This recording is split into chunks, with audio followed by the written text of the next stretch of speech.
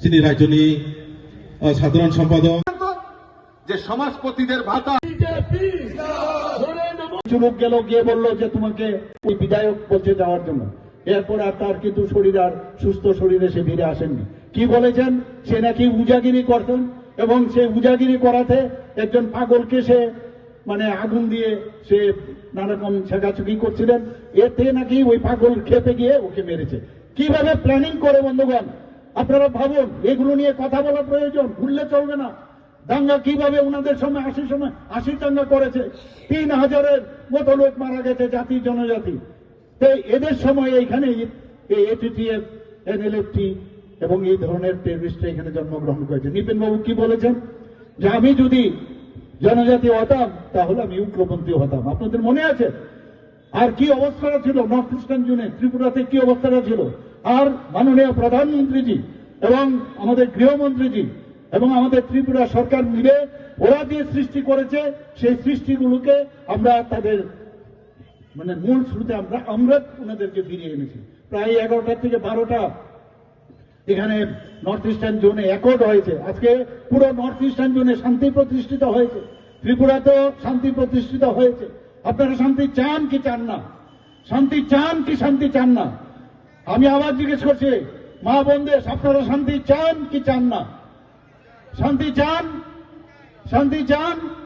তাহলে ভারতীয় জনতা পার্টিকে আপনাদের এই এডিসি ইলেকশন যে আসছে এবং আমাদেরকে ভারতীয় জনতা পার্টি মাননীয় প্রধানমন্ত্রীজি, আমাদের জেপি নাড্ডাজি আমাদের পাশে উপস্থিত আছেন, আমাদের ত্রিপুরা প্রদেশের মাননীয় সভাপতি রাজীব ভট্টাচার্যকে জেতাবেন কিনা?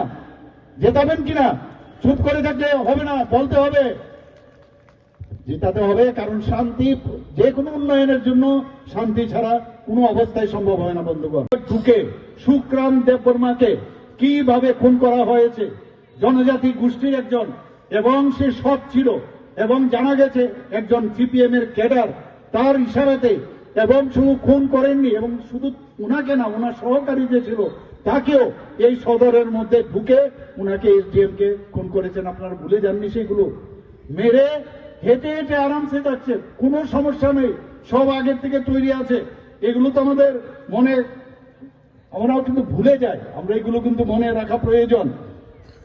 আমাদের 1982 সালে কৈলাস শহরে কংগ্রেস কর্মী, এই কংগ্রেসে এখন গিয়ে হাত মিলিয়েছে এই সিপিএম এর সাথে। দুঃখ হয়, উনাদের জন্য দুঃখ হয়। সেই কংগ্রেস কর্মী ভগবতী বসাককে পুরো পরিবার, পুরো ফ্যামিলিকে আগুন দিয়ে পুড়িয়ে মেরেছে বন্ধুগণ। এবং আমাদের টিএমসি ত্রিপুরা মেডিকেল কলেজের আপনার আন্দোলন আপনারা জানেন, কংগ্রেসের মাধ্যমে সেটা হয়েছিল এবং সেখানে পুলিশের গুলিতে পাপাই সাহাকে খুন করা হয়েছিল, আপনারা সবাই জানেন। এখনো মাঝে মাঝে ফটোগুলো যদি দেখেন, কি নির্মম ভাবে যারা আন্দোলনে ছিল তাদেরকে কিভাবে পিটিয়েছে, মেরেছে তৎকালীন সময়ের পুলিশ, আপনারা সবাই জানেন বন্ধুগণ। আপনারা এটাও জানেন যে আমাদের যে অলোক দেব, উনি কি করেছেন, ভারত মাতা কি জয় এই কথা বলেছেন ছাত্র যুব মোর্চার নেতা অলোক দেব, এবং সে যেহেতু ভারত মাতা জয় এই কথাটা বলেছেন, মুখের মধ্যে এই ক্যাডার বাহিনী তার মুখের মধ্যে প্রস্রাব করে দিয়েছেন জাস্টিমাদিন, এবং প্রস্রাব করে দিয়ে বলেছেন তুমি ভারত মাতা কি জয় বলেছ, এই কারণে তোমার মুখটাকে শুদ্ধ করার জন্য আমি প্রস্রাব করলাম আমরা। আপনারা চিন্তা করুন এই অবস্থা ওনার ছিল। আজকে আপনারা যদি পুষ্প কাপালির কাহিনী যদি আপনারা শুনেন, গায়ে কাটা দেবে। 7 মাসের অন্তঃসত্ত্বা পুষ্প কাপালি, তাকে পার্টি অফিসে ডেকে নিয়ে তার পেটে বারবার লাথি মেরেছে। আর আজকে ওরা গণতন্ত্রের কথা বলে, এবং সেখানে কারণ কি, সে বিজেপির টিকেটে নির্বাচনে লড়েছিল, সেই কারণে তার সেখানেই গর্ভপাত হয়। এবং তাকে কতটুকু মানে অত্যাচার করলে, এই যে নৃশংসভাবে তাকে যেভাবে তারা অত্যাচার করেছে সবাই জানেন।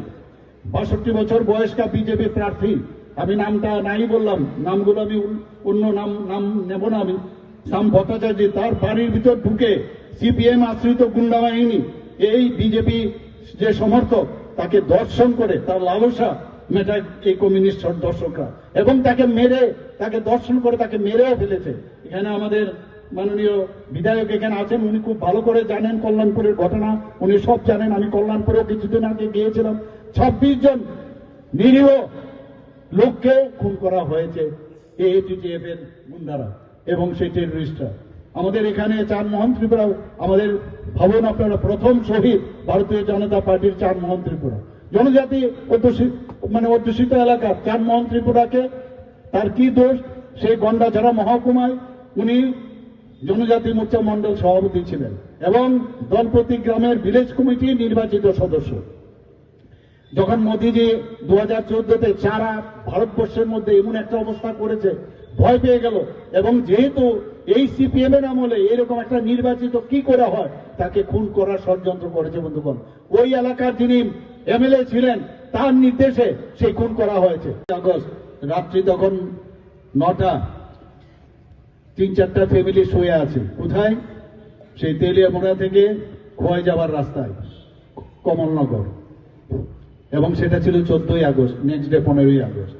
একদল সশস্ত্র খুনি, এবং তাদের যে সবুজ রঙের শার্ট প্যান্ট, কারোর সবুজ শার্ট এবং মাথার মধ্যে গামছা পরা, হাতে AK-47, ধারালো টাক্কাল, ঘরে ঢুকলো, বাঁশবেতের ঘরে প্রথমে আগুন লাগিয়ে দিল।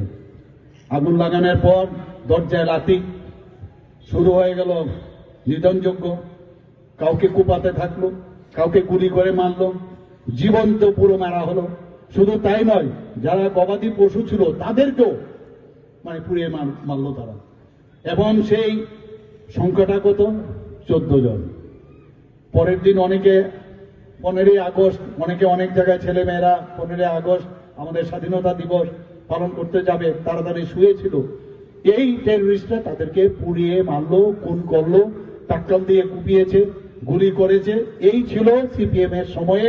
এবং অফিসার, যে পুলিশ অফিসার সামনে দাঁড়িয়েছিল, কিচ্ছু করেনি কেউ, কোনো অ্যারেস্ট নেই। তারা আবার টার্গেট কোথায় করলো?